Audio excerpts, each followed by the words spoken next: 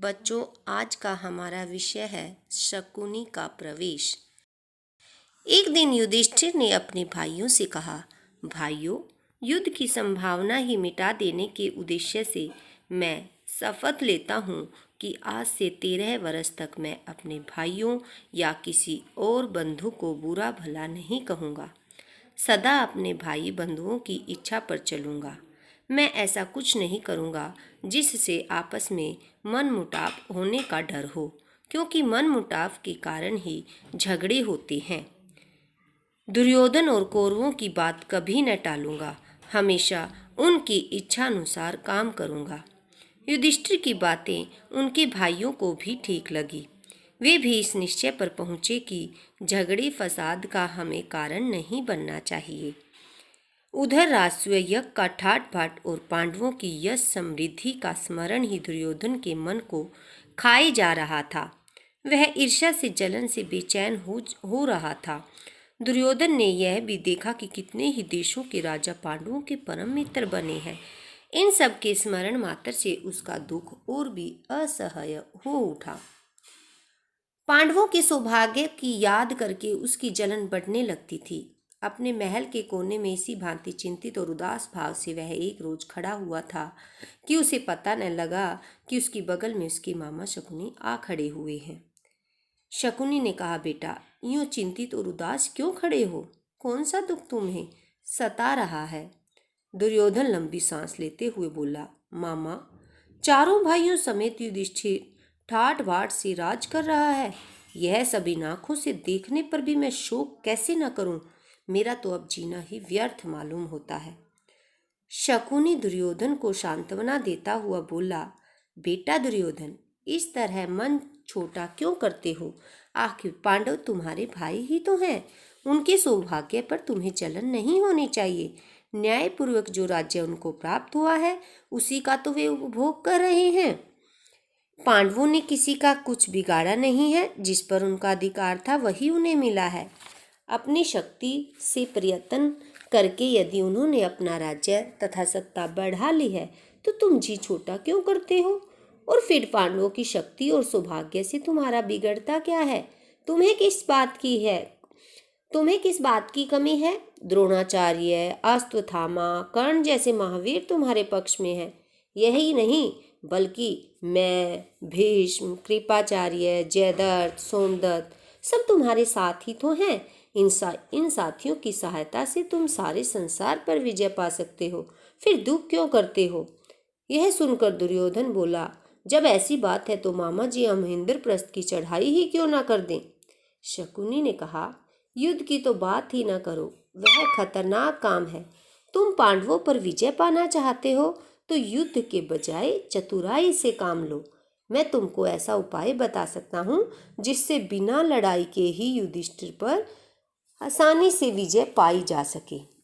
दुर्योधन की आंखें आशा से चमक उठी। बड़ी उत्सुकता के साथ पूछा, मामा जी, आप ऐसा उपाय जानते हैं? शकुनी ने कहा, दुर्योधन, युधिष्ठिर को चौसर के खेल का बड़ा शौक है, पर उसे खेलना नहीं आता है। हम उसे खेलने के लिए न्योता दे तो युधिष्ठिर अवश्य मान जाएगा। और तुम तो जानते हो कि मैं तो मंजा हुआ खिलाड़ी हूँ। तुम्हारी ओर से मैं खेलूंगा और युधिष्ठिर को हराकर उसका सारा राज्य और ऐश्वर्य बिना युद्ध के आसानी से छीनकर तुम्हारे हवाले कर दूंगा। इसके बाद दुर्योधन और शकुनी धृतराष्ट्र के पास गए। शकुनी ने बात छेड़ी, राजन देखिए तो आपका बेटा दुर्योधन शोक और चिंता के कारण पीला सा पड़ गया है। अंधे और बूढ़े धृतराष्ट्र को अपने बेटे से अपार स्नेह था। शकुनी की बातों से वह सचमुच बड़े चिंतित हो गए।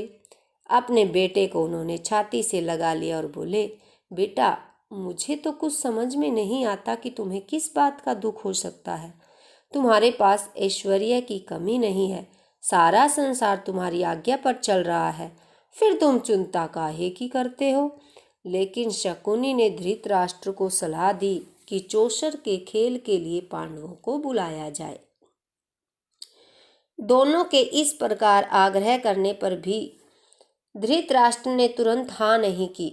वह बोले, मुझे यह उपाय ठीक नहीं जच रहा है। मैं विदुर से भी सलाह कर लूं। वह बड़ा समझदार है। मैं हमेशा से उसका कहा मानता आया हूँ। उससे सलाह कर लेने के बाद ही कुछ तय करना ठीक होगा।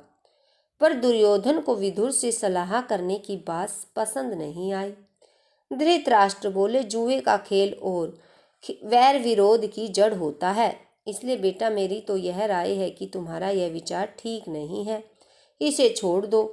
दुर्योधन अपने हठ पर दृढ़ रहता हुआ बोला, चौसर का खेल कोई हमने तो ईजाद नहीं किया है, उत्पन्न नहीं किया है, यह तो हमारे पूर्वजों का ही चलाया हुआ है। दुर्योधन ने इस तरह आग्रह करने पर धृतराष्ट्र ने घुटने टेक दिए। बेटे का आग्रह मानकर धृतराष्ट्र ने चौसर खेलने के लिए अनुमति दे दी और सभा मंडप बनाने की आज्ञा दे दी। परंतु विदुर से भी उन्होंने इस बारे में चुपचाप सलाह ली। विदुर बोले, राजन, सारे वंश का इससे नाश हो जाएगा।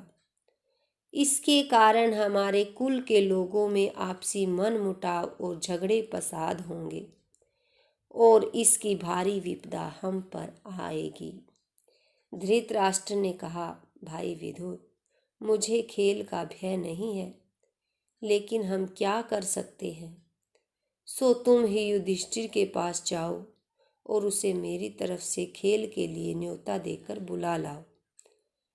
अपने बेटे पर उनका असीम स्नेह उसकी कमजोरी थी और यही कारण था कि उन्होंने अपने बेटे की बात मान ली और विदुर को चौसर के खेल का न्योता देने के लिए युधिष्ठिर के पास भेज दिया।